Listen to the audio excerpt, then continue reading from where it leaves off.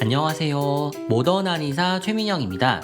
지난 시간에는 요즘 갑자기 많이 아픈 아이들, 면역력이 약해진 게 아니라 코로나 유행 3년의 시간 동안 면역력 성장이 멈춰 있어서 아이의 면역력이 여전히 약한 상태라는 이야기를 해드렸습니다. 그럼 약한 면역력이 건강해지려면 시간이 얼마나 필요할까요? 저는 면역력 성장을 전체 6단계로 설명합니다. 아이마다 다르지만 어른의 면역력으로 완성되는데 보통 10년의 시간이 걸립니다. 꽤 길죠? 아이의 면역력은 긴 흐름으로 관리해야 합니다. 여기에 면역력 단계마다 관리 포인트가 있습니다. 먼저 면역력 1단계, 아이가 태어나서 6개월까지입니다. 수유를 하고 하루에 대부분 잠을 자고 거의 누워서 집안에서만 지내는 시기이죠. 아이가 바깥 환경과 만나는 접촉이 거의 없기도 하지만 엄마에게 물려받은 면역력이 있어서 잘 아프지 않습니다. 면역력 2단계, 6개월이 지나면 엄마에게 물려받은 면역력이 없어집니다. 아이는 이유식을 시작하고 기어다니고 걷고 뛰고 바깥 외출을 하면서 차츰 넓은 세상을 만납니다. 그러면서 병균을 만나 감기에 한 번씩 걸릴 수 있습니다. 아이는 이렇게 아프고 이겨내면서 면역력을 사용하는 연습을 처음 해보게 됩니다. 부모님도 처음 아이의 잔병 치레를 경험하면서 감기를 관리하는 연습이 되실 거예요. 면역력 2단계에서 미리 연습한 경험들은 단체 생활을 준비한 중요한 무기가 됩니다.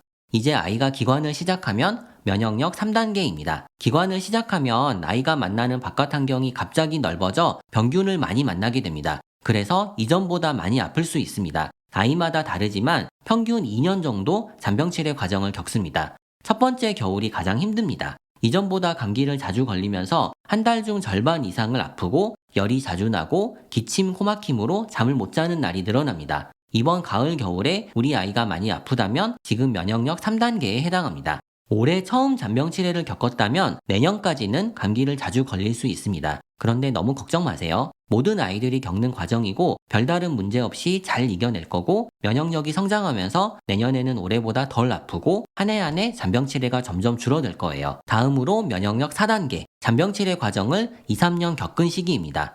올해 기관을 시작했으면 나중에 유치원을 다닐 시기이고 지금 많이 아픈 초등 1학년이면 3학년이 된 시기겠죠?